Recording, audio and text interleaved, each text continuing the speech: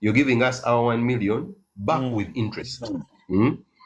So if I was going to buy a goat of 1 million, or let's say we wanted to buy like 4 goats with 1 million, we are each saving, let's say 20,000 every month, with the goal of getting 1 million at the end of the year, you will actually get an extra on that 1 million. So you'll find that if I'd planned to buy like 4 goats, the interest that I'll get in those 12 months can actually get me an extra 2 goats, meaning that we now have 6 goats from having not just saved but invested this money for us.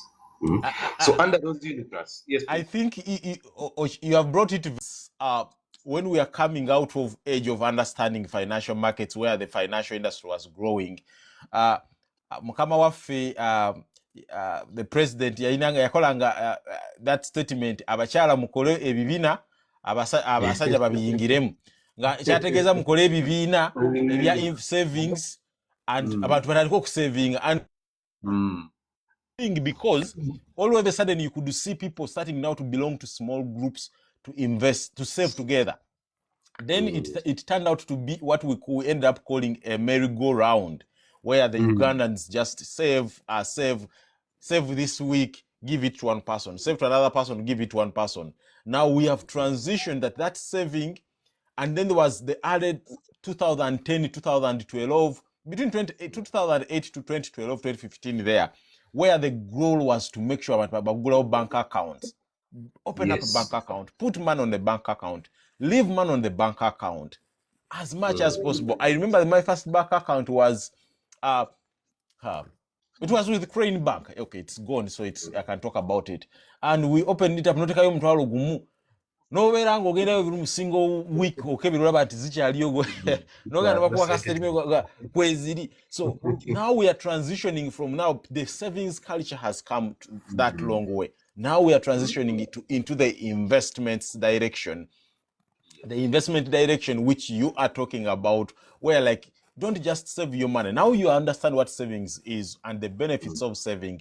But now when you start investing that money, when you start putting that money somewhere where it earns the money, that is very good. And that, I believe, that's where Britam asset managers comes in with their Britam Unit trusts. Tell me about a little bit more about the money market fund.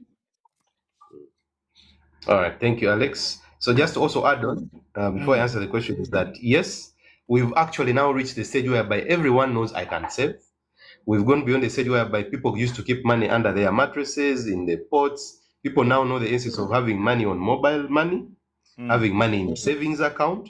But we are saying now that we've reached that stage, 90% of people know what it means to save. Now we want to go to the next stage. Why leave the money to just sit for savings till you achieve your goal? Why don't you let that money work for you in the long run? So which brings in, so what does it mean? So for the money market fund, these are all products.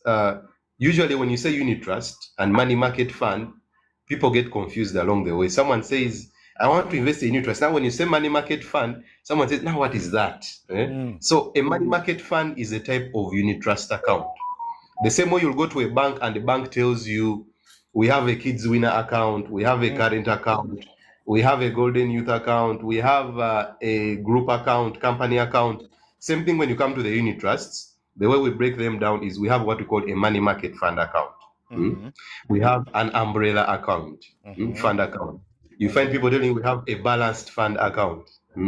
Others will tell you we have an equity fund account. Mark, abaganda bagamba eyeve z'omumba gwe bazikuba ekirungi gwabirese bulijjo ngezaako binnyonnyola abantu ebintu bino kati sooka obinnyonnyole bagambe tulina unit trust a money market fund account kitegeeza bwekiti tulina umbrella account kitegeeza kino na kino na kino tulina a balanced fund.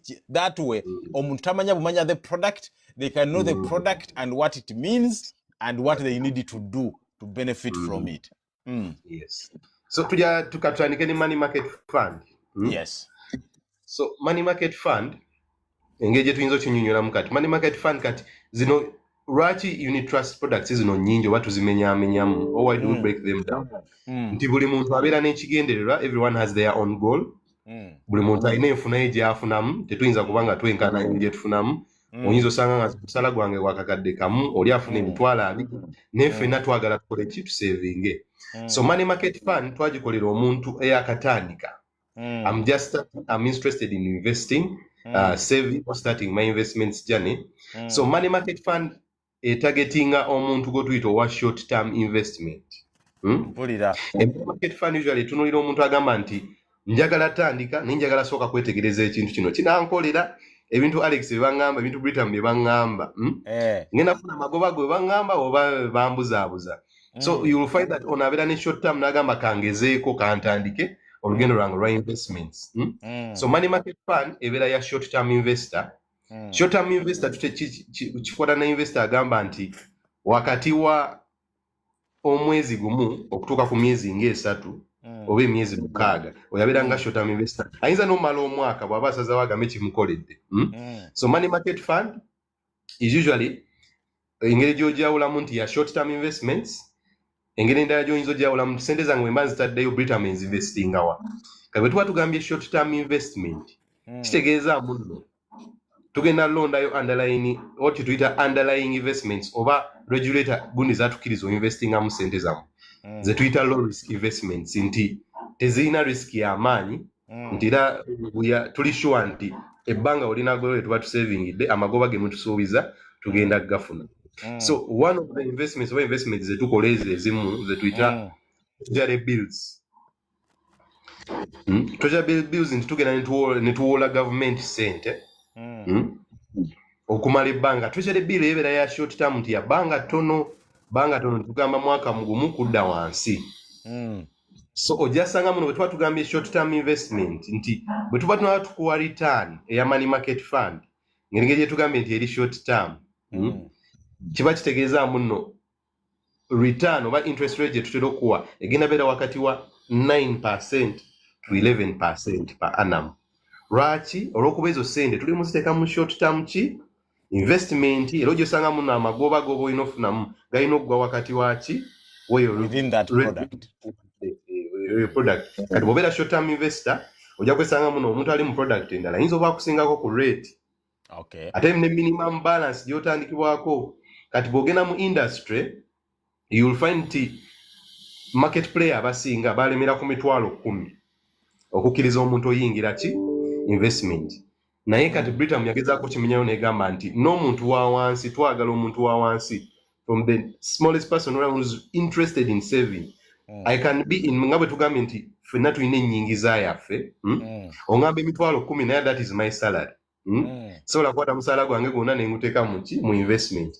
Naye bw'oba ongambye muno ngenda kukendeezaako tutandikire ku mitwalo 2 of which we've now broken it down. Ne tugamba nti kati tuve ku mitwalo 10 twagala buli munnayuganda atandika investinga mu money market fund eno okutandikira ku mitwalo 2 nti waba yagala n'okola egy'Uganda nti bwe mba njagala n'okola top up osobola okukola top up yoba okola ya buli lunaku oba ya buli wiiki nti njaba nterekayo buli wiiki buli mwezi tukkiriza otandikira ku mutwalo gumu tegikyali mitwalo 5. So with the money market fund waliwo agambye tumixingemu oluzungu so kasafu kanyama but with the money market fund emitwalo 20,000 UGX you can start investing. And I know we shall talk about how you can start a little bit later. And your top up ya mutwalo gumu. So realistically, omuntu bokera waliwo mukwano gwange wano kwali ku live Robert, very ambitious. Bwabera atugeze Robert nagamba nti if I set a target that every single day I must invest as a way to build discipline. I can join Britam Money Market Fund. Neziguzawo account ya mitwalo 2. Then every single day I have to make sure I send omutwalo gumu to Britam every single day religiously. At the end of the year, it's a different monster of a discipline altogether because it's low-hanging fruit. Many people can afford it. Now, omutwalo gumu every single week, every single day might be not easy for everyone, but omutwalo gumu every single week might be. Omutwalo gumu every single month might be. What matters is invest. Tugende ku fixed income fund then. Akati nga tunagenda na ku fixed kati